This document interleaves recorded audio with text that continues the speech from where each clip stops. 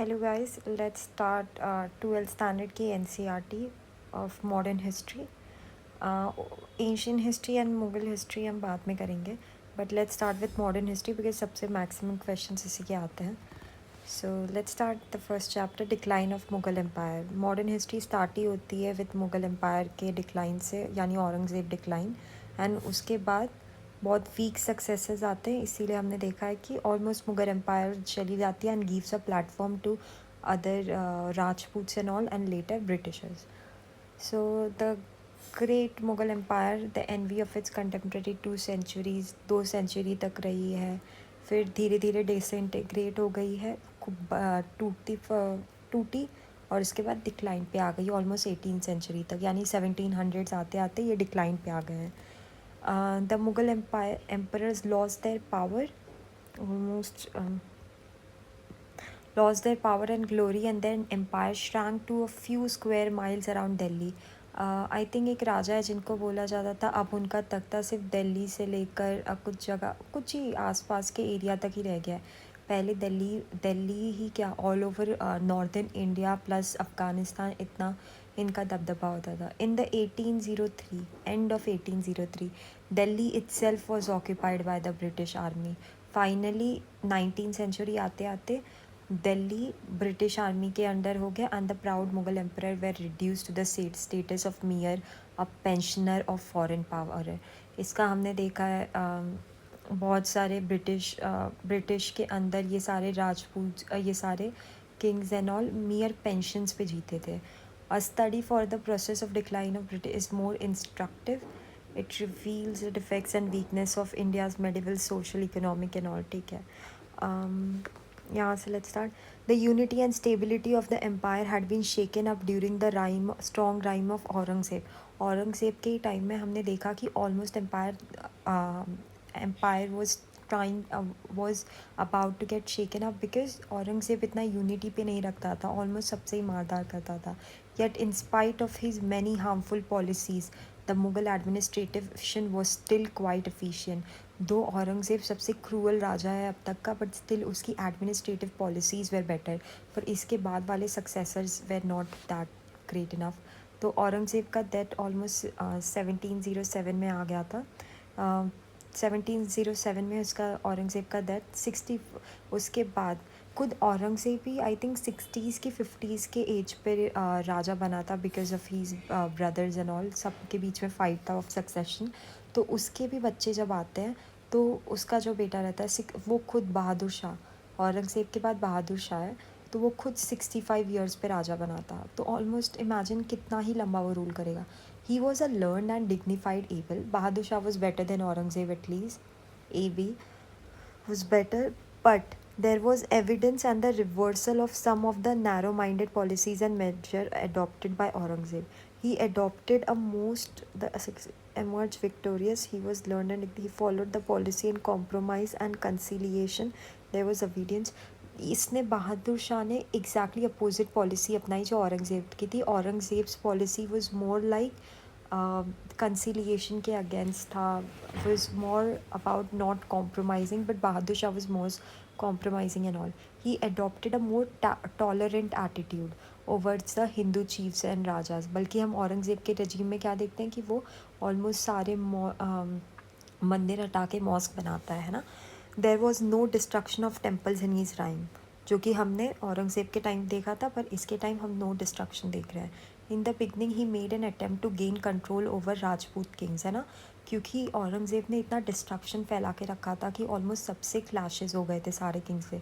पर इसने उसका अपोजिट करना स्टार्ट किया. अब राजपूत स्टेट्स अजमेर एंड मारवाड़ इन सब से रिलेशनशिप बनाने स्टार्ट कर दिया है बाय रिप्लेसिंग जय Singh by his younger brother Vijay Singh at Amber and forcing Ajit Singh of Marwar to submit to the Mughal authority. He also made an attempt to garrison the cities of Amber and Jodhpur. Amber and Jodhpur को अपने अंदर लाना. This attempt was, however, met with firm resistance. He earlier tried to bring Amber and Jodhpur under his control, but इसके against इसको resistance आया. This may had made him recognize the folly of his action, for he soon arrived at a settlement later. Because राजपूत्स भी बहुत ज़्यादा firm थे, तो इसीलिए if because Bahadur Shah regime मतलब औरंगज़ेब से एक्चुअली में लोग डरते थे. Bahadur Shah was a little firmed kind of person ना, और ना उनकी ग्रेट मिलिट्री थी एज औरंगज़ेब हैड. तो when he tried to attack Amber and Jodhpur so he met a little resistance. फिर बाद में उनको गिव अप करके राजा जय सिंह और अजीत सिंह के डिमांड को मानना पड़ा. Though the states they resorted to the Rajas Jai Singh and Ajit Singh that demand of high mansabs and offices of subadars of important provinces such as Malwa and was not accepted. His policy towards Maratha. तो हमने राजपूत की तरफ क्या policy देखी कि लगता 65-year-old Bahadur he was blah blah blah, he adopted more tolerant, there was no destruction, Amber Jaipur. ठीक है. तो जब इसने राजपूत की तरफ जो राजपूत की तरफ जब गया अपनी डिमांड लेकर कि हमें मनसब चाहिए, सूबेदार की पोजीशन चाहिए, हमारे लोग होंगे, बट इनसे इनको रेजिस्टेंस मिला. बट दूसरी तरफ मराठास के इधर राजपूत से इनके तरफ रेजिस्टेंस मिला. अब मराठास की तरफ his policy towards the Maratha Sardars was that of half-hearted conciliation, not so great conciliation. When he granted them the Sardeshmukhi of the Deccan, he failed to grant, while he granted them the Sardeshmukhi of Deccan. अच्छा, इसे Deccan reason का सरदेशमुखी लेने के लिए मराठा को accept कर दिया था. What is sardeshmukhi? कि मराठा लोग इधर हैं तो फिर मराठा लोग इनसे जाके टैक्स ले लेंगे. ठीक है. और औरंगज़ेब क्योंकि अभी भी मुग़ल है और मुग़लों का तो चल रहा है, सॉरी बहादुर शाह, तो he granted them the sardeshmukhi but he failed to grant them the chauth and thus satisfy them fully. ठीक है. सरदेशमुखी और चौथ दोनों ही मराठास का एक्सेप्ट करते थे. यू नो ना, सरदेशमुखी चौथ दोनों ही, एक पिलग्रिम्स का टैक्स है और एक सरदार को जो किंग को डायरेक्टली टैक्स मिलता है वो सरदेशमुखी है. इससे बोला चलो सरदेशमुखी आप एक्सेप्ट कर लो पर चौथ हम नहीं एक्सेप्ट करने देंगे आपको. He also did not recognise Shahu as the rightful Maratha king. Bahadur Shah ने he just let Tarabai and Shahu fight for the supremacy. इसी टाइम पे ताराबाई अपने बच्चे ताराबाई रेजिमेंट बनी थी अपने बच्चे के लिए, and Shahu they were versus against each other कि कौन, क्योंकि ताराबाई के जो हस्बैंड थे वो किंग थे, पर क्योंकि वो अब डेथ हो गए तो शाहू ही बनेंगे ना किंग. पर ताराबाई इज़ लाइक कि मेरा बच्चा जस्ट पैदा हुआ था वो, पर तभी इन दोनों के लिए सक्सेशन की बैटल्स चल रही थी. तो respite of Bahadur Shah helping them he only, मतलब ये और भड़काने लग गए. The result was that Shahu and the Maratha Sardars remained dissatisfied, and the Deccan continued to prey to disorder. There could be no restoration of peace and order so long the Maratha Sardars fought one as well as fought against the Mughal. Maratha का तो ये था कि मराठा खुद में भी भिड़ी थी और मराठा मुगल्स में भी भिड़ी थी. क्यों मुगल से भिड़ी थी? बिकॉज बहादुर शाह से कोई हेल्प नहीं आ रहा था, ऊपर से चौथ एक्सेप्ट करने के लिए मना कर रहे थे. तो मराठास की भी अलग से ही स्टोरीज चलती रहती हैं. But Bahadur Shah had tried to conciliate the rebellious Sikhs by making peace with Guru Govind Singh. As you know कि बहादुर शाह अब क्या करेंगे, सिक्स अब एक तरफ से उन्होंने मराठा से बात करने की कोशिश की पर ये लोग भी रेबल्स हैं. राजपूत से भी इनका, क्योंकि औरंगज़ेब ने इतना कुछ करके चले गए थे कि ऑलमोस्ट हाफ बिलीवेबल था. And then six, as you know, Tegh Bahadur को का गला काट दिया था औरंगज़ेब ने. तो अब सिक्स अगेंस्ट थे, पर बहादुर शाह आते ही उन्होंने गुरु गोविंद सिंह को अपनी तरफ मिलाना चाहा बाय गिविंग देम हाई मनसब. उनको बड़ी रैंक देना शुरू कर, मतलब कि वो जहाँ पे भी किंगडम बैठते वहाँ पे सिक्स को मनसब अच्छी खासी रैंक देना शुरू किया. But when after the death of Guru, but जब गुरु गोविंद सिंह चले गए, the Sikhs once against raise the banner of revolt in Punjab under the leader of Banda Bahadur one of the prominent leader again हम देखेंगे. तो गुरु गोविंद सिंह से तो उन्होंने पीस बना लिया था, पर जैसे गुरु गोविंद सिंह की डेथ हुई तब से बंदा बहादुर के अंदर ऑलमोस्ट पंजाब ने भी रिवॉल्ट कर दिया. तो बहादुर शाह आते ही राजपूत से खाए मात, मराठा से खाए मात. इधर ताराबाई शाहू का चल रहा था, इधर अजमेर और इनका चल रहा था, और इधर सिक्स भी इनके ही अगेंस्ट थे. तो ये सारे रीजन ऑफ कोर्स नेबरहुड को तो देखना ही था। अब नेक्स्ट रीजन जहाँ पे इन्होंने अपनाया, the emperor decided to take strong measure and himself led a campaign against a rebel who soon control practically the entire between the Sutlej and Jamuna, reaching the close neighbourhood of Delhi. ठीक है, तो बंदा बहादुर ने फिर बाद में इन लोगों के अगेंस्ट, जब गुरु गोविंद सिंह हट गए तो फिर बंदा बहादुर ने रिवोल्ट स्टार्ट कर दिया इनके अगेंस्ट। तो खुद बहादुर शाह इसमें लड़ने गए थे बाय टेकिंग स्ट्रॉन्ग मेजर्स, अपने पूरे मिलिट्रीज़ को उधर सतलज और जमुना के बॉर्डर पे रख दिया, सो दैट वो लोग दिल्ली तक तो आ ना पाए। Even though he succeeded in capturing Lohgarh, a fort build by Guru Gobind Singh. Bahadur Shah जब बैटल फाइनली हो रही थी तो उन्होंने ऑलमोस्ट लोहगढ़ तक अटैक कर दिया था। ठीक है, लोहगढ़ तक अटैक कर दिया था। और 1 सेकेंड, जो कि फोर्ट था गुरु गोविंद सिंह का at Ambala, foot hills of Himalayas. Other important stick strong holds, the Sikhs could not be crush still. आधी बैटल जीतने के बाद भी सिक्स को ये तोड़ नहीं पाए थे। ठीक है, Bahadur Shah finally conciliated at Chhatrasal. Finally उनको कंसीलिएशन करना पड़ा छत्रसाल से।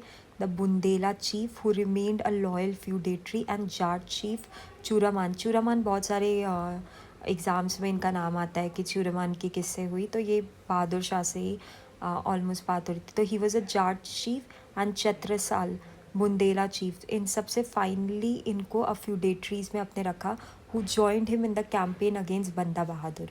ठीक है, आगे आगे जैसे ये सतलज है, इसके आगे आगे जैसे कैप्चर करते गए, इधर जिताया बुंदेल्स को, इधर चूरेमान्स को अपने अंडर किया, फिर फाइनली बंदा बहादुर के अगेंस्ट चलते गए। There were further deterioration in the field of administration in Bahadur Shah regime. The position of state finance worsened as the result of reckless grants of jagirs and promotion. पर वहीं पे जहाँ पे कंटिन्यूस वॉर चल रही है बहादुर शाह के इसमें, वहीं पे जागीर्स की पोजीशन दे के, जागीर्स यानी अपनी लैंड दे देकर, परमानेंटली देकर, प्रमोशंस देकर, पैसे वैसे सब देकर, उनकी ऑलमोस्ट खुद की ही रॉयल ट्रेजरी ख़त्म होने को आ रही है। ये सारे रीजंस बन रहे हैं कि मुगल्स का डिक्लाइन क्यों हुआ। ऑलमोस्ट 30 करोड़ ऑफ रुपीज़ तक के इनके खर्चे जा रहे थे सिर्फ लड़ाई में। Bahadur Shah was groping towards a solution of the problem besetting the empire. Given time, he might have revived the emperor fortunes, unfortunately. पर जब तक वो लड़ सके लड़े, उसके बाद जब टाइम था कि अब तो हमें ऑलमोस्ट रिवाइव करना चाहिए, तब तक उनकी डेथ ही हो गई। बिकॉज बहादुर शाह खुद 65 के ईयर्स में आए थे एट गद्दी। Empire once again into civil war, ये सारे वॉर्स में चलती गई थी। ठीक है, सिविल वॉर, खुद ही के किंगडम्स में वॉर चल रही है इन लोगों की। फिर अ न्यू किंग एंटर्ड। इनके बाद कौन है? ए बी, औरंगज़ेब के बाद बहादुर शाह के बाद अब देखते हैं next reason. A new element entered into Mughal politics in this and succeeding age again I said. अब तक हम लड़ रहे थे मुगल्स से, फिर मुगल्स किससे लड़ रहे थे? जब बहादुर शाह आया तो उसने बनाने की कोशिश की राजपूत से, इससे भी मात खाया। फिर मराठा से बनाने की कोशिश की पर नहीं हुआ, डेक्कन रीजन में वापस अपने नहीं आ पाए ये मुगल्स। फिर जाके सिख से लड़ने लग गए, पर सिख से भी किसी से भी इन शॉर्ट इनकी बनी नहीं पा रही थी। फिर बाद में जाके जब तक ये सारे वॉर्स ख़त्म हो गए तब जाके तब इनकी खुद की डेथ हो गई, और फिर जाके अब मुगल्स एक नई तरीके की वॉर खेलेंगे। अब ये खुद ही में लड़ेंगे। इधर बहुत सारे ब्रदर्स आएंगे, नोबल्स मैन्स आएंगे, खुद ही में अब इनका डिक्लाइन हो जाएगा, खुद ही के वजह से, ऑलमोस्ट मुगल्स की पॉलिटिक्स की वजह से। In this and succeeding wars of succession, while previously the contest of power had been between royal princes and the nobles. पहले ये लोग खुद पावर के लिए लड़ते थे, उसके बाद अपनी आसपास की कंट्री बाय एडेड, उसके बाद अब देखा जाएगा कि कौन किंग बनेगा। तो किंग मेकर्स उभर के आएंगे कंट्री में। Had merely aided the aspirants to the throne, now ambitious nobles, जो बगल बगल में बैठे रहते थे ना, वो एम्बिशियस बनते जा रहे हैं क्योंकि किंग खुद वीक होते जा रहा है। Direct contenders for power, and in this after Bahadur Shah one less able sons Jahandar Shah. Aurangzeb, Bahadur Shah, उसके बाद उसका बेटा जहांदर शाह आया। One because he supported by Zulfiqar Khan. Jahandar Shah को जुल्फ़ी खान सपोर्ट कर रहा था। Zulfi Khan was a powerful noble at that time. अब कोई किंग बनेगा तो इसी बात पे बनेगा कि उसको सपोर्ट कौन करता था। अर्लियर कौन किंग बनता था? जो बड़ा बेटा होता था? नहीं, जो वॉर में लड़ पाएगा वो एक दूसरे से लड़कर भाई लोग, कोई एक जो जीतेगा वो बनता था। अब कौन बनेगा? जिस पे नोबल्स, जिसके पीछे बहुत स्ट्रॉन्ग बैकिंग है वो बनेगा। जैसे कि जहांदर शाह दो वीक था पर उसका जो बैकिंग था वो जुल्फ़िकर खान का था, who is very powerful noble at that time. Jahandar Shah was a weak, ये राजा वीक था, डेनिग्रेट प्रिंस था, who was wholly devoted to pleasure. पीने पीने खाने में रहता था, पीने डांस एंड ऑल यही सब पे रहता था। He lacked good manners, dignity and decency. During Jahandar Shah regime, the administration was virtually in the hands of extremely capable and energetic Zulfi Khan. उस टाइम पे पूरा एडमिनिस्ट्रेशन जुल्फ़िकार खान के अंडर था, who became his वज़ीर। Zulfi Khan believed that it was necessary to establish friendly relation with Rajputs, Rajas and in fact Zulfikar Khan was a actually इसे king होना ही चाहिए, because एक किंग कैसे ही रह पाएगा जब वो नेबरहुड से पीसफुल रिलेशन रखेगा। तो जब ऑलमोस्ट औरंगज़ेब, बहादुर शाह ये सब आके क्या कर रहे थे, लड़ रहे थे, पर जुल्फ़िकार खान नोबल होने के बावजूद भी उसने समझा कि फ्रेंडली रिलेशन रखना है हमें राजपूत मराठा से, तो और हिंदू चीफ्टेन से in general, to have a strength over the neighbourhood. Okay, तो he rapidly reverse the policies of Aurangzeb. The hated jizya was abolish. तो जहांदर शाह के टाइम जिजिया को फाइनली एबॉलिश कर दिया। जिजिया क्या था? टैक्स था। जब कोई अपने चौथ इन सब पे जाता था, पिलग्रिम पे जाता था, तो जिजिया लगता था। Jai Singh of Amber was given the title of Mirza Raja Sawai and appointed as governor of Malwa. अब ये फ्रेंडली रिलेशन कैसे होगा? जो भी टेरिटरीज मुगल्स के पास है उनमें गवर्नर की पोजीशन दे दो इन सबको। तो मिर्ज़ा राजा तो जय सिंह ऑफ अंबर, इनको मिर्ज़ा राजा सवाई का टाइटल दिया गया। This all comes in exam, छोटे मोटे। And appointed governor of Malwa. Ajit Singh of Marwar was titled as Maharaja and appointed governor of Gujarat. तो ठीक है, तो जय सिंह को मिर्ज़ा राजा सवाई बोला गया और अजीत सिंह को महाराजा का टाइटल दिया गया। Zulfikar Khan confirmed the earlier private arrangement that his deputy in Deccan, Daud Khan Pani, had concluded with the Maratha king Shahu by। तो इन्होंने भी कंफर्म कर दिया कि हाँ, पहले हमारी गलती थी, पहले हमारा एक डेप्यूटी था दाऊद खान पन्नी, उसने concluded with the Maratha king Shahu, वो गया शाहू से मिलने। ठीक है, by this arrangement the Maratha ruler was granted the chauth and sardeshmukhi of the Deccan finally. तो अब बात करने के लिए मराठा से किसको भेजा गया? दाऊद खान पन्नी को। दाऊद खान महाराष्ट्र PCS में बहुत नाम फेमस है, क्योंकि मुगल्स की तरफ से यही गया था ना इस्टेब्लिशमेंट करने। तो फाइनली सरदेशमुखी तो दिया था, अब चौथ भी दे दिया गया, क्योंकि फ्रेंडली रिलेशन बनाना है। जो जो पहले हम नहीं कर रहे थे वो अब सब करेंगे। अब देखो, on the condition that this collection would be made by the Mughals official and then handed over the Maratha officials। अच्छा, ये कंडीशन थी कि ये लोग कलेक्ट मुगल ऑफिशियल करेंगे, उसमें से आधा अपने रख लेंगे, बट बाद में मराठा ऑफिशियल्स को दे देंगे हम लोग। पर दे तो रहे हैं हम लोग तुम लोगों को, पर हम ही कलेक्ट करेंगे।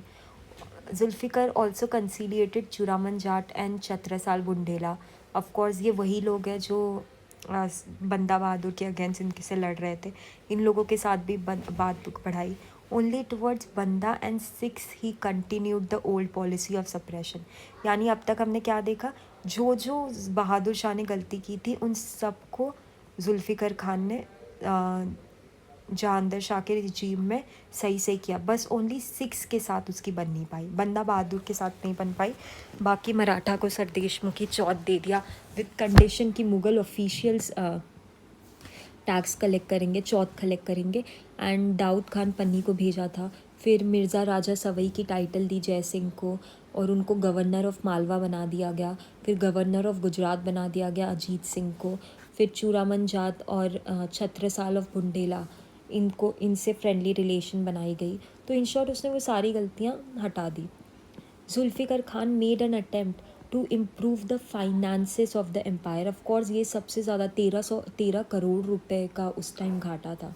By checking reckless growths of jagirs and offices, main यही था ना रीज़न डिक्लाइन ऑफ फाइनेंसेस, कि हमने फालतू के ही लैंड्स दे दिए गए हैं फ्री में, बल्कि उस लैंड का हम कल्टीवेशन करके किंग को ही आता पैसे, बल्कि अब नहीं आ सकता जब जागीर में दे देते हैं। और फालतू के ही ऑफिसेस बने गए हैं जिससे इनकम मिलता था उन लोगों को फालतू का। He also tried to compel mansabdar nobles to maintain their official quota of troops. An evil tendency encourage by him was that ijara और रेवेन्यू फार्मिंग। इंस्टेड सबसे गलती उसकी यही आ गई कि उसने इजारा या फिर रेवेन्यू फार्मिंग को एनकरेज किया, instead of collecting land revenue at fix rate under Todarmal's land revenue system. Todarmal का land revenue system one of the Mughals का मोस्ट अप्रिशिएटिंग था। उसने उस तरह को छोड़कर इजारा सिस्टम्स के बेस पर गया। The government began to contract with the revenue farmers and middlemen to pay the government a fixed amount of money. इसके थ्रू क्या हुआ, इजारा सिस्टम के थ्रू क्या हुआ कि गवर्नमेंट ने मिडल मैन और फार्मर्स को से कॉन्ट्रैक्ट किया डायरेक्टली कि आपको एक फ़िक्स्ड अमाउंट ऑफ मनी देनी पड़ेगी। ठीक है, नहीं ये तोडरमन का पॉलिसी था ना, fixed land revenue system, while they were left free to collect whatever they could from the peasants. This led to increase oppression of the peasants. अच्छा, ये देखो जो इजारा सिस्टम था उसमें क्या हो गया, अब मुगल्स लोग जाएंगे, मतलब जो भी कलेक्टर है वो जाएगा, रेवेन्यू कलेक्टर पीजेंट से और मिडिल मैन से रेवेन्यू कलेक्ट करेगा एक फ़िक्स्ड अमाउंट। ये तो टोडरमल ने बोला था, पर इजारा सिस्टम के अंदर अब ये लोग जाएंगे और हमें नहीं पता कि कितना अमाउंट है, डिपेंडिंग ऑन कैसा लैंड है। बट हु नोज़ कि ये जो ऑफिसर जा रहा है वो कितना सही है, ये करप्शन नहीं करेगा। तो इसीलिए हार्डली बहुत बड़ा करप्शन हो रहा था उस time. Many jealous noble secretly work against Zulfikar. अभी ये जुल्फ़िकार खान को ही हटा दिया जाएगा। Worse still, the emperor too did not give him his trust, and दो जुल्फ़िकार खान क्योंकि पावर ले जा रहा था ना, जहांदर शाह का कुछ चल ही नहीं रहा था, कैसे चलेगा, वो खुद चला ही नहीं रहा था। तो फाइनली उससे ही खुद जहांदर शाह ने मिलकर दूसरों के साथ emperor's ears were poison against Zulfiqar Khan by unscrupulous favourites. खुद जहांदर शाह को जो भड़काया जा रहा था जुल्फ़िकार खान के against, he was told that his wazir was becoming too powerful ambitious and even overthrow. बल्कि जुल्फ़िकार खान के रजीम में सिर्फ एक रेवेन्यू सिस्टम गलत था, बाकी सारी चीज़ें उससे बनानी चाहिए सही। The cowardly emperor in fact dismissed the powerful wazir, but he began to intrigue against him secretly. Nothing could have been more destructive of healthy administration. Finally healthy administration चल रहा था, but क्योंकि जहांदर शाह इतना वीक था और उसने policies पे ध्यान ही नहीं दी, उसको कुछ पता ही नहीं चला था कि चलता कैसे है, जो भी भड़का रहा था भड़क रहा था वो।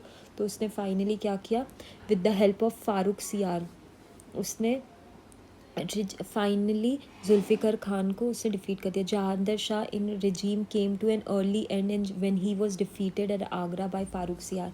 तो पहले औरंगज़ेब, फिर बहादुर शाह, फिर उससे जहांदर शाह। इसको किसने बताया, जुल्फ़िकार खान ने। जुल्फ़िकार खान को खुद जहांदर शाह ने ही हटा दिया था।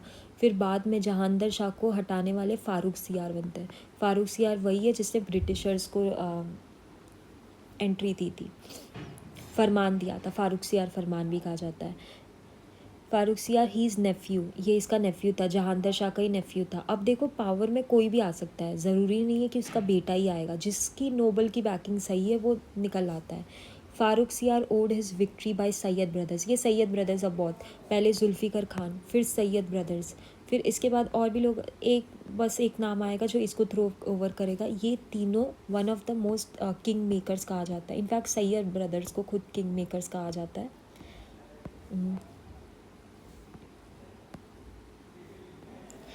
ठीक है, तो अब सैयद ब्रदर्स में कौन है, दो भाई हैं, अब्दुल्ला खान एंड हुसैन अली खान बारहा। अब्दुल्ला और Hussain Ali Khan, who were therefore given the offices of वज़ीर एंड मीर बख्शी रिस्पेक्टिवली। तो अब्दुल्ला खान को वज़ीर बना दिया गया था, जो जहांदर शाह था अब, और हुसैन अली खान को मीर बख्शी बना दिया था। The two brothers soon acquire dominant control, जैसे जुल्फ़िकर खान ने किया था सेम उसी तरह। अब क्योंकि फ़ारूक सियार को खाली नेम से का ही ऑलमोस्ट जहांदर शाह की तरह बिठाया है, तो अब ये दोनों अब चलाएंगे पूरी सत्ता। फ़ारूक सियार लैग तक, पहली बात तो ये लोग लैक करते हैं capacity to rule. He was cowardly again, cruel, impatient. He allowed himself to influence by worthless favourites and flatterers, same उसी की तरह है। In spite of weakness Farrukh Siyar was not willing to give the Sayyid brothers, but Jahandar Shah की तरह फ़ारूक सियार वो smart enough कि वो सैयद ब्रदर्स को इतना भी फ्री हैंड नहीं देगा, इसीलिए सैयद ब्रदर्स की भी डेथ होती है। But wanted to exercise personal authority, but से जहाँ चाहे ये लैक करता है फ़ारूक सियार बहुत सारी चीज़ें, पर इसको एक्सरसाइज ज़रूर करनी थी अपनी authority. On the other hands Sayyid brothers were convinced that the administration could be carried only properly, the decay of empire checked and their own position safeguarded. इसी तरह से सैयद ब्रदर्स दो सही, मतलब ये जहांदर शाह ये जुल्फ़िकर खान की तरह रिच माइंडेड होगा, बट स्टिल इनको ये था कि इनकी पोजीशन सेफ गार्डेड रहनी चाहिए। अगर राजा हमारे अगेंस्ट किया तो राजा को हटाओ, अब हटाएंगे भी। Thus they ensued a prolong struggle power between the Farrukh Siyar and his वज़ीर। तो इसीलिए हम देखते हैं, अब देखना, पहले यही सैयद ब्रदर्स ने फ़ारूक सियार को लाया था, अब यही फ़ारूक सियार और सैयद ब्रदर्स एक दूसरे के लिए लड़ेंगे। पर अब Farrukh Siyar, year after year the ungrateful empire intrigue to overthrow, year after year Farrukh Siyar कुछ ना कुछ स्कीम करता था, बट अगेन अगेन वो फेल हो जाता था, because Sayyid brothers were actually smart enough. In the end the Sayyid brother deposed him and killed him. Finally Farrukh Siyar को मार दिया जाएगा 1719 आते आते। In his place they raise the throne in quick succession by two young Prince who died of consumption. Finally दो king उसके बाद बिठाया गया था, बहुत थोड़े 1-2 साल के लिए या फिर कुछ महीनों के लिए थे, पर वो लोग भी कुछ खा पी के मर गए थे। The three successors of Farooq सियार where mere puppets in the hands of their Sayyids. Even their personal liberty to meet people and to move around was restricted. ठीक है, जो भी उस टाइम किंग्स बनता था ऑलमोस्ट सैयद ब्रदर्स के ही कंट्रोल में रहता था। तो क्या होता था कि Sayyid brothers wielded the administrative power for a state. तो 1713 जब मारा था, 1719 2-3 साल तक ऑलमोस्ट जो भी 3 लोग बनते जा रहे थे सब ऐसे नाम के बन रहे थे। Finally the Sayyid brothers adopted the policy of religious tolerance. But Syed brothers की अब हम एडमिनिस्ट्रेशन देखेंगे कि क्यों ये थोड़ी बेटर थी।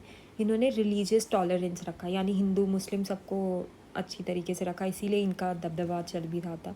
India could ruled harmoniously only by associating Hindi chiefs. अच्छा, इंडिया पे जो भी रूल करेगा ना उसको हिंदू सिख्स इन सब से बनाने ही रखनी पड़ेगी, बिकॉज ऐसे ही आप हारमोनियसली यहाँ पे रह सकते हो।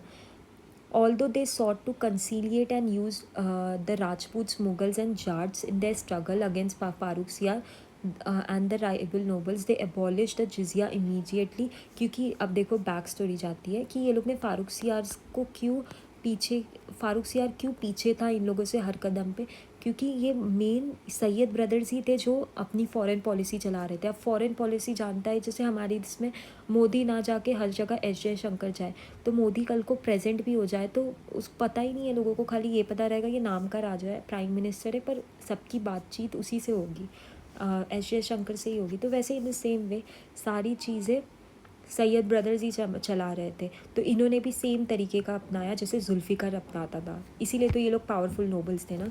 Similarly Pilgrim tax was abolished. जो भी अगर इन लोगों का कंट्रोल लेगा, सेम जिजिया इमीडिएटली उसने एबॉलिश कर दिया था, फ़ारूक सियार ने लगा दिया था तो इसने भी ये हटा दिया। Pilgrim tax was abolished. They won over their side of Ajit Singh of Marwar, Jai Singh of Amber and many other Rajput princes by giving them high position. Of course same चीज़ जो जुल्फ़िकर खान ने बताई। इन लोगों ने भी Churaman the Jat चीफ्टेन, इनसे बातचीत start की। King Sahu से भी इन्होंने बना के रखी by giving him swarajya of Shivaji and the right to collect chauth and sardeshmukhi. Same चीज़ जो भी जुल्फ़िकर खान ने की सेम सैयद ब्रदर्स करेंगे। ऑफ द 6 प्रोविंसेस, 6 प्रोविंसेस के अंदर इनको चौथ और सरदेश मुखी ग्रांट कर दी थी। Shahu agreed to support them in the Deccan with 15,000 mounted soldiers. और शाहू ने भी इनको बदले में डेक्कन रीजन में कुछ जगह पे प्रोटेक्शन देने की बात की थी।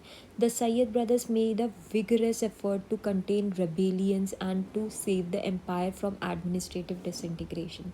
इन्होंने मेक श्योर किया, क्योंकि ऑलरेडी इनका एडमिनिस्ट्रेशन इतना छोटा हो गया था, दिल्ली तक ही रह गया था।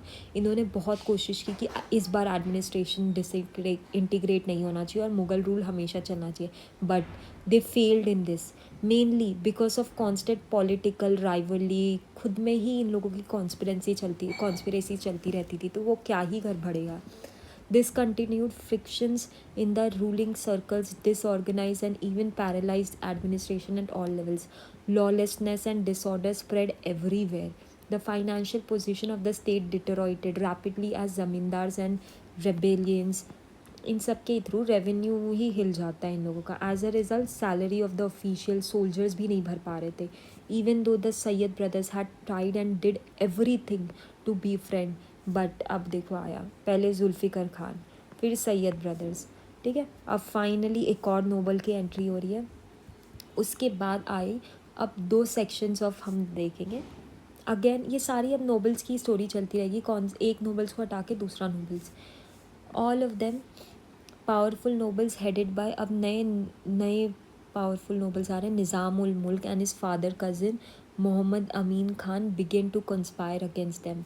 अब इनके अगेंस्ट फाइट करने आ रहा है निज़ाम उल मुल्क। ये भी एक और पावरफुल नोबल था, अपने father's cousin. This nobles were jealous of growing power of this two brothers. Sayyid brothers जिसका भी पावर बढ़ता जा रहा था, जैसे जुल्फ़िकर खान का ही बढ़ता जा रहा था, तो सैयद ब्रदर्स ने ओवरटेक कर दिया। अब इनका बढ़ रहा है तो निज़ाम उल मुल्क ओवरटेक कर लेगा। ये लीड किया सैयद, बिकॉज एक और चीज़, निज़ाम उल मुल्क का इमीडिएट एक्शन क्या बना कि सैयद ब्रदर्स कैसे किसी भी राजा को मार सकते हैं। फारूक सियार को मार दिया था ना 1919 में, 1719 में। If the emperor would be killed what safety was there for mere nobles. इसने ये भड़काना स्टार्ट किया निज़ामुल मुल्क में, देखो दूसरे नोबल्स को अपने अंडर कैसे लिया कि एम्परर को मार दिया तो कल को जाके नोबल्स को भी मार सकता है। In this creating a wave of public reversion against this two brothers. और फाइनली पब्लिक ने भी, they were look down upon as traitors. Finally इनको ट्रेटर्स की तरह समझा गया था। थ्रू देयर सॉल्ट, जहाँ पे भी ये लोग जाते थे तो इनको नमक हराम बोला जाता था। Many of the nobles of Aurangzeb regime also decline the Syed alliance. एक ये सेट कर दिया था, माइंडसेट सेट कर दिया था विद। फिर जाके राजपूत मराठास जिनसे इसने बना के रखी थी, उनसे भी ये लोग ख़राब किए जा रहे थे। This nobles declare that the Sayyids were following anti Mughal and anti Islamic. क्योंकि ऑलरेडी ये लोग हिंदू से जजिया, फिर मराठा को चौथ, ये सब एक्सेप्ट करवा दे रहे थे, इनको ग्रांट कर दिए थे। तो खुद के रीजन्स में निज़ामुल मुल्क ने बोला देखो ये हिंदूस लोगों की कितनी मदद कर रहा है, यानी ये एंटी इस्लामिक है, एंटी मुस्लिम्स है। बल्कि उनको क्या पता था कि ये फॉरेन पॉलिसी बढ़ाने का तरीका होता है। Thus they try to arouse factional sections of Muslim nobility against Sayyid brothers. खुद मुस्लिम को ही भड़काने लग गया था Nizamul Mulk. The anti Sayyid nobles were supported by emperor Mohammad Shah. अब आ रहा है मोहम्मद शाह, पहले औरंगज़ेब, फिर बहादुर शाह, फिर जहांगीर शाह जो कि जुल्फ़िकर खान के थ्रू आया था, फिर फ़ारूक सियार को कौन लाया? सैयद ब्रदर्स ने, और दो किंग्स को आए थे बहुत थोड़े थोड़े टेन्योर्स में, फ़ारूक सियार को मार के 1719 में। फिर आ रहा है मोहम्मद शाह को एमन निज़ाम उल मुल्क लाए गए। तो अब देखो Mohammad Shah who wanted free the anti-Sayyids who were supported by empire, Muhammad Shah who wanted to free himself from the control। Mohammad Shah भी सॉरी सैयद ब्रदर्स के ही कंट्रोल में था, क्योंकि जो भी राजा ये लोग तो बिठाएंगे, खुद राजा नहीं बोल सकते ना, उस ब्रीड के नहीं थे, उस ब्लड के नहीं थे। तो इसने मोहम्मद शाह को भी हटना था, तो अब किसी भी राजा को हटना रहेगा तो उसके अगेंस्ट वाले लोगों को ही लेगा। तो मोहम्मद शाह इन 1720, एक साल के अंदर, they succeeded in treacherously assassinating Hussain Ali the younger brother of the two brothers. Hussain Ali जो कि वज़ीर था एक पोस्ट, और ठीक है, और दूसरी वाली पोस्ट ये हुसैन अली, पहले उसको हम मार डाला गया। by defeating near Agra, they ended the domination of Mughal Empire by Sayyid brothers, known in the history of kingmakers. Sayyid brothers को kingmakers कहा जाता है. Muhammad Shah long regime of nearly 30 years finally 1720s 90s के बाद कोई तो बनेगा 30 साल तक, कोई तो फाइनली 30 साल तक राजा बना रहेगा. तो निज़ामुल मुल्क की मदद भी ली थी और निज़ामुल मुल्क खुद ही चला गया था, बाद में हैदराबाद चला जाएगा क्योंकि उसे भी पता है कि किंग लोग अपने ही सटका जाते, कल को जाके सैयद ब्रदर्स की तरह मुझे ही हरा देंगे, मार देंगे ये लोग. तो फिर फाइनली मोहम्मद शाह रजीम में आया. इसे पगला राजा भी बोला जाता था. Was the last chance of saving the empire. There was no quick changes in the imperial. Though Mohammad Shah पर सबको होप थी, पर ये भी आके कुछ चेंज नहीं कर पाया. When his regime began, Mughal prestige among the people was still important political power.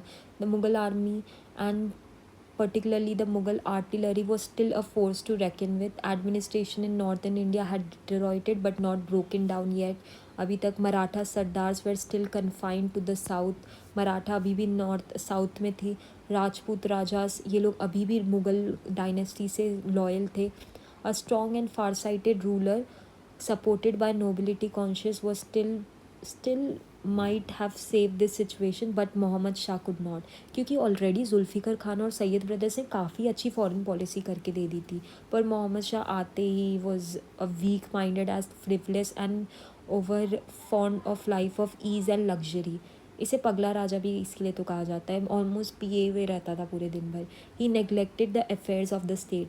Instead of giving full support to be able wazirs such as Nizam-ul Mulk, he failed under the evil influence of corrupt and worthless flutters.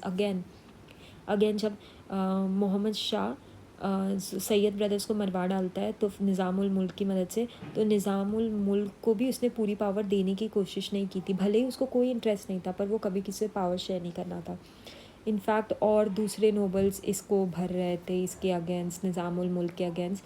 तो disrupted with fickle mindness and suspicious nature, the constant quarrel at the court. Nizam-ul Mulk और खुद मोहम्मद शाह ये लोग खुद में ही लड़ने लग गए थे. Finally he had became the वज़ीर in 1722 and had made a vigorous attempt. Finally जाके ये प्राइम मिनिस्टर बन जाता है निज़ामुल मुल्क 1722 में, 2 साल बाद फाइटिंग करने के बाद. He now decided to leave the empire. मैंने बोला था ना अब ये चला जाएगा साउथ में, क्योंकि इसे भी पता है मोहम्मद शाह के अंदर रहेगा ना तो ऑलरेडी इसकी पॉलिसीज़ बहुत बेकार है. और फिर ऑलरेडी मतलब ये जैसे सैयद ब्रदर्स को मरवा डाला है, ये उसको भी मरवा डालेगा. तो इस टाइम पे हम कुछ किंगडम्स उभरते हुए देखेंगे, ठीक है. बाद में जाके ये खुद इंडिपेंडेंट्स हो जाएंगे, पर अभी ये अंदर मुगल्स रहेंगे. तो तभी तो टीपू सुल्तान ये सब आएंगे. तो निज़ामुल मुल्क साउथ में चला जाता है और वहाँ पे वो अपनी ही किंगडम चलाता है. दो बोलते हैं कि हम लोग अभी भी मुग़ल एम्परर के अंदर हैं, पर वो काफ़ी दूर चला जाता है. तो अभी अगर कुछ भी मोहम्मद शाह को बोलना भी होगा निज़ामुल मुल्क को, तो कई महीनों बाद वो लेटर पहुँचेगा ना, तो इसीलिए थोड़ा दूरी हट जाना बेटर था उसके लिए. ही रेलिंक्विश्ड 1724 में. 22 में वो वज़ीर तो बन गया था, 2 साल में उसको समझ में आ गया, तो 24 में चला गया. 1724 में हैदराबाद को उसने बना दिया, ओके, डेक्कन स्टेट में. His departure was a symbolic fight of loyalty and virtue from the empire. This physical breakup of finally एक बहुत ही अच्छे नोबल को फाइनली लूज़ कर डाला, और अब तो किंगडम अच्छी खासी टूटेगी. अब the other powerful and ambitious nobles also began to utilize their same तरीके से अब टूटेगी किंगडम, ठीक है. सेम तरीके से जो दूसरे नोबल्स थे इनको भी पता चल रहा था कि कुछ नहीं हो सकता, तो ये लोग भी नवाब्स लोग दिल्ली छोड़कर दूसरे पार्ट में, जैसे कि बंगाल, हैदराबाद और अवध, ये तीन चार हम देखेंगे. यहाँ पे नोबल्स लोग अपनी ही राज चलाते हैं और फिर बोलते हैं हम खाली किंगडम्स के अंदर ही है, हम लोग अपना नहीं है. तो अवध यूपी वाले साइड में, अवध में, फिर बंगाल में, इधर हैदराबाद में निज़ामुल मुल्क, और इधर पंजाब में, ठीक है. Maratha sardars began their northern expansion and over and Malwa, Gujarat and Bundelkhand उनका चलता था. Nadir Shah descended 1738 to 1739. 24 में वो चला गया. 38 आते आते नादिर शाह इन्वेजन होगा, ओके. नादिर शाह इन्वेजन. नादिर शाह वही है जिसने पीकॉक थ्रोन और डायमंड कोहिनूर ले लिया था हमसे. Nadir Shah descended upon the plains of northern India. Nadir Shah has risen from shepherd boy of Shah. अब नादिर शाह की थोड़ी स्टोरी देखते हैं. वेट अ सेकेंड, ये कितना अभी बाकी है?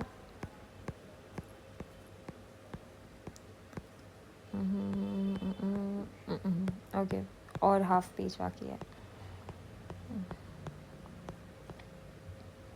हम कॉजेस से पहले तक इतने 8 पेजेस पढ़ लेंगे. तो नादिर शाह की अब थोड़ी स्टोरी जानेंगे. तो Nadir Shah has risen from shepherd boy to a shah king by saving Persia from short decline and disintegration. Persia Iran आजकल का एरिया, ईरान और उसकी बगल वाली. In the beginning of the 18th century Persia, a powerful and flung empire, was under the weak rule of declining Safavi dynasty. जब Safvi dynasty था वो जब डिक्लाइन पे हो रहा था पर्शिया में, फेमस है Safvi dynasty. It was threatened by internal rebellions and foreigner attacks. In the east Abdali tribesmen revolted and occupied Herat, and the Ghalzai tribesmen detached the province of Kandahar. इतना याद करने की ज़रूरत नहीं है, just go with the story because नहीं आता है. Similar revolts occurred in the north and west. In Shirvan, religious persecution of the Sunnis by factional Shias led to rebellion. Here, Sunnis mullahs were put to death, mosques were stormed and turned into stables, and religious works were destroyed. In 1721, Ghalzai chiefs of Kandahar, Muhammad, invaded Persia and occupied Isfahan, the capital. Russia, under Peter the Great, was determined to push southward. Peter the great जब Russia में occupy किए थे तो वो भी southward all मारधाड़ करने लग गए. पीटर बिगेन हिज इन्वेजन इन पर्शिया. मतलब पर्शिया को कोई भी आके धो रहा है, ईस्ट से, नॉर्थ से, साउथ से, सब जगह से कोई भी किंगडम. पर्शिया इतनी वीक पड़ गई थी सफ़वी डायनेस्टी के अंदर कि उसे कोई भी आके धोए जा रहा है. Peter her provinces, Caspian Sea include the Baku. Turkey, deprived of most of her European possession, also hoped to. मतलब अब टर्की उस टाइम की वीक एम्पायर थी, ये भी पर्शिया में आ रही थी. Turkey declare war and rapidly push through Georgia and then penetrated south. मतलब पर्शिया इतनी वीक पड़ गई थी कि कोई भी आ रहा था, वीकेस्ट से वीकेस्ट कंट्री भी. इसीलिए तो नादिर शाह इंडिया आ रहा था. नादिर शाह खुद सफ़विद एम्पायर के अंदर था, वहाँ से ये लोग भागे हुए लोग थे और इंडिया में आके विक्टोरियस बने हैं. तो ये स्टोरी बता रही है कि नादिर शाह कोई इतना स्ट्रॉन्ग नहीं था, पर ये इंसान ने हमारा कोहिनूर ले लिया. और इसकी बैक स्टोरी तो देखो, खुद भगौड़ा था अपनी कंट्री से, क्योंकि पर्शिया से आया था जहाँ से खुद ये लोग ऊपर नीचे सब जगह से मारे धारे जा रहे थे. In June 1724, Russia and Persia, Turkey signed a treaty. Persia जीत लिया गया था, तो नॉर्दर्न और most of the west Persia ये लोग अपने अंडर रखने के लिए. 1726 से Nadir emerge as a major support of Tahmasp and his most brilliant commander. In 1729 he won back Herat. अब देखो, अब नादिर शाह का राइज होगा. जैसे कि एक किंगडम होता है जहाँ पे फॉल होते रहता है और वहाँ पे एक बंदा निकलता है, उभरता है और ये जीतता है. तो जैसे कि हिटलर का राइज हुआ था. He won back his king Herat and defeating the Abdalis and expelled the Ghalazis. जितने भी लोग आए थे अब ये सबको हराएगा. After a long and bitter warfare he compelled Turkey. Sorry, मैंने पहले बोला था कि नादिर शाह भगौड़ा था. नहीं, इनफैक्ट ये ऐसा इंसान था जो उभर के आया था और जिसने भी इनको अप डाउन ईस्ट वेस्ट सबसे हराया था, ये सारे अपने किंगडम्स को ले रहा था. सेम हिटलर की भी स्टोरी है. सेम हिटलर जर्मनी को ट्रीटी ऑफ वर्सेल साइंस करवाया था, उसकी टेरिटरीज़ ले ली थी, 30% ऑफ होल टेरिटरीज़. बाद में हिटलर जब पावर में आया तो उसने सारी अपनी टेरिटरीज़ को बैक लिया है. Same. In 1735, he signed a treaty with Russia, receiving back all his seized territories. So Nadir Shah is a good example of writing. Next year, he deposed the last Safavi rulers. Finally, उसके kingdom के Safvi rulers को उसने हटाकर और खुद ही शाह बन गया, खुद इसने राजा बन गया. सेम इंडिया में भी होगा. Nadir Shah was attracted to India because of fabulous wealth for which it was very famous. Famous होगा क्यों नहीं, क्योंकि वहीं से आए थे, आसपास से आए थे मुगल्स लोग और यहाँ पे आके वेल्थ सोने जोरी में सो रहे थे, इतनी अलाविश लाइफ जी रहे थे. तो अब नादिर शाह भी वहीं का ही है, आसपास का ही है, तो इसको भी आना ही था. Continuous campaigns had made Persia virtually. क्योंकि अब पर्शिया में इतना भले ये जीत रहा था पर उसके पहले बहुत ज़्यादा डिफीट हुई, तो पैसे कहाँ थे इनके पास, तो इसको अब आना था, अब ये इंडिया आएगा। At the same time the visible weakness, और उसी टाइम की बात है जब नादिर शाह वहाँ का हरा के अपना जीतते जीतते 1732 आ गया ऑलमोस्ट, और यहाँ पे भी हम देख रहे हैं कि मुग़ल एम्पायर मोहम्मद शाह के अंदर कितना वीक है। तो विजिबल वीकनेस था मुग़ल एम्पायर का, ये सेम, और ये एक स्पार्क के लिए भी तरह काम की कि नादिर शाह के लिए ऑलमोस्ट एक ग्राउंड खुला हुआ, खुली मैदान थी, आके जीत जाओ। He entered Indian territories towards the end of 1738 without meeting any opposition. Imagine करो उसको कोई अपोजिशन भी नहीं था, इंडियन रूलर्स इतने वीक थे। For years of defence of the north west frontier had been neglected, सालों से ये नॉर्थ वेस्ट रीजन प्रोटेक्टेड था, आज नेग्लेक्ट हो गया। The danger was not fully recognise till the enemy had occupied Lahore, Lahore में आने के बाद लोगों को पता चला अरे इन्वेजन होने वाला है। Hurried preparations were then made by the defence of Delhi, finally वो लोग जब पता चला नादिर शाह इन्वेजन करने आ रहा है, तो ये लोग अपनी तैयारी करने लग गए। But the faction ridden nobles refuse to unite, क्योंकि ऑलमोस्ट नादिर शाह की स्टोरी ऑलमोस्ट सब कोई समझ रहा है, क्योंकि वो उस कंट्री का पार्ट है जो कॉन्टीन्यूस डिफीट हुए जा रही थी और इसने सबसे बदला लिया।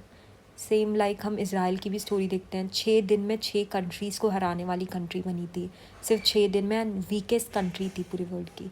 दे could not agree on a plan for defence and a commander by defending forces. Disunity, poor leadership and mutual jealousness and distrust could lead to only defeat. The two armies met at Karnal में, finally Nadir Shah versus Mohammad Shah हुआ करनाल में। The emperor Mohammad Shah was taken, mostly इससे question क्या आता है, अगर one line अगर आप MCQs देखोगे तो नादिर शाह के टाइम इंडिया में कौन किंग था, तो दैट वाज मोहम्मद शाह। तो स्टोरी हमें पता चल गई तो अपने आप नाम याद हो गया। मोहम्मद शाह जब हार गया था was taken prisoner and Nadir Shah march on to Delhi. जब नादिर शाह जीता था ना, तो उसको प्रिजनर बना के मोहम्मद शाह को पूरी दिल्ली नचवाया था। A terrible massacre of citizens of the empire. Almost women were killed. Greedy invader took possession of royal treasuries. Women से रेप भर भर के 70 crores of rupees were looted. This enabled him to exempt his own kingdom from taxation for 3 years. इतना पैसा वो ले गया कि 3 साल तक उसकी किंगडम में कोई कमाए ना तभी भी हो जाए, और इनफैक्ट 3 साल प्लस। पर इससे पहले का जो लॉस हुआ था नादिर शाह को, इतनी सारे किंगडम उसको आई थी, उसको तो उसने पूरा भर दिया और एक्स्ट्रा 3 साल के उसके पास पैसे भरे थे। इसी टाइम इसने हमारा कोहिनूर और पीकॉक थ्रोन ऑफ शाहजहां लेकर चला गया था। He compelled Mohammad Shah to cede to him all provinces of empire west of India. और क्योंकि ये मतलब इन्वेडर ही था, सेटलर नहीं था, तो उसने बोला इंडस के वेस्ट तक आना मत तुम, इससे पहले कि तुम्हारी किंगडम है। Nadir Shah invasion inflicted immense damage on the Mughal empire. It caused a irreplaceable loss. Already Mughals की हमने पहले हिस्ट्री देखी कि कैसे औरंगज़ेब के बाद बहादुर शाह, मोहम्मद शाह, ये सब के अंडर, जहांगीर शाह, इन सब के अंदर ट्रेजरी ख़त्म ही हुए जा रही थी, और अब नादिर शाह ने एक प्लस पॉइंट कर दिया। इररिप्लेसेबल लॉस हो गया इनका अब तक का, जो कि वीकनेस बना एम्पायर्स, मुग़ल एम्पायर का और मराठा सरदार्स को finally, and the foreign trading companies. ठीक है, the central administration was thoroughly paralysed, ऐसा इररिप्लेसेबल लॉस बोला ना मैंने। The invasion ruined imperial finance and adversely affected economic life of the country. Nobles लोग impoverished हो गए थे। ऑप्रेस द पीजेंट्री, कितना ही कर लोगे, जो फार्मर्स हैं उन्हीं से अब पैसे लूटेंगे, अब वो भी फार्मर्स बेचारे कितना ही दे पाएंगे, अपना वो जितना भी कमाते थे सब दे दे रहे, पर कितना भी अब वो भी कितना ही कमाएंगे, ये भी है ना। फिर the loss of Kabul and the areas, they also fought one another over rich jagirs and high offices desperately. खुद ही में फाइट चलती रहती थी कि इस बार हमें जागीर मिल जाए, हाई ऑफिसेस मिल जाए। It is suppressing indeed, the empire seemed to revive some of its strength after Nadir Shah. अभी जस्ट कुछ सालों बाद उभर ही रही थी मुग़ल एम्पायर, तब से क्या हो गया, control, even though the area under his effect control shrank rapidly, but the revival was deceptive after Muhammad Shah's death. 1748 कुछ ही साल बाद 10 साल बाद इसकी भी डेथ हो जाती है और empire power hungry of nobles इन सब के ही अंडर बहती जाती है। अब देखो, जस्ट उभर ही रही थी, इनके नोबल्स पावर हंग्री नोबल्स, इनके बीच में रिपीटेड लड़ाई चल रही थी, तब से आ गया एक और इन्वेजन। पहले नादिर शाह आया, अब आया Ahmad Shah Abdali, one of the Nadir Shah ablest general, इसी का जनरल है। सुना होगा कि नादिर शाह ने कितना लूटा। Succeeded again authority over Afghanistan after his master's death. Abdali repeatedly invaded and plundered northern India right down to Delhi and Mathura. इसीलिए इसे कहा जाता है ना अब्दाली, अहमद शाह अब्दाली 7 बार सोमनाथ मंदिर को लूटा है, 7-8 बार। तो इसने इनफैक्ट नादिर शाह से उभरी ही नहीं थी कि 10 साल बाद अब्दाली आके कंटिन्यूस लूट, कितने साल तक, 48 से 67 यार, 57 कितने साल, इतना लंबा लूटा इसने। 1761 ही defeated the Marathas in third battle of Panipat. Of course 48 में भी आया था, 61 में तो थर्ड बैटल ऑफ पानीपत में हरा दिया था मराठास को, जो कि बिग ब्लो हो गया था। सबको लगा था एटलीस्ट मुगल्स नहीं है तो मराठा कुछ तो चलेंगे, पर मराठास भी नहीं। To their ambitions of controlling the Mughal emperor and thereby dominating the country, he did not however found a new Afghan kingdom in India. He and his successors could not even retain in Punjab, which they soon lost to the chief Sikhs. But फिर finally Abdali को अफ़गानिस्तान में भी, अफ़गानिस्तान को कहा जाता है ना Kings of graveyard of kingdoms. तो अब्दाली भले ही अफ़गानिस्तान में जब आ रहा था तो अब्दाली का अफ़गानिस्तान में भी नहीं चला, और फाइनली वो पंजाब में जब आने की कोशिश किया था तो पंजाब के 6 लोगों से भी वो मारा गया था। भले ही वो अंदर हमारे किंगडम्स के बहुत अच्छा खासा रूल जीतता था, पर यहाँ पे नहीं जीत पाया वो, तो यहाँ से उसे भागना पड़ा। As a result of invasions of Nadir Shah and Abdali and the suicidal internal feud of Mughal nobility, the Mughal empire had by 1761 ceased to exist in practice all India Empire.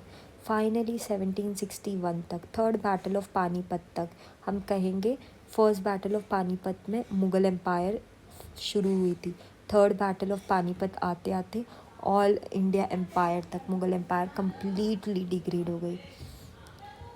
Delhi itself was seen Delhi riot and tumult.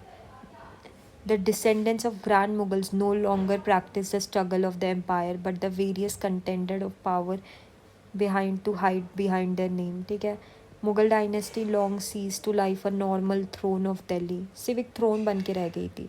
इसके बाद आया Shah Alam, Shah Alam two who ascended the throne in 1759। 1761 में third battle of Panipat, तो यानी पानीपत के time कौन थे, Shah Alam to, ठीक है।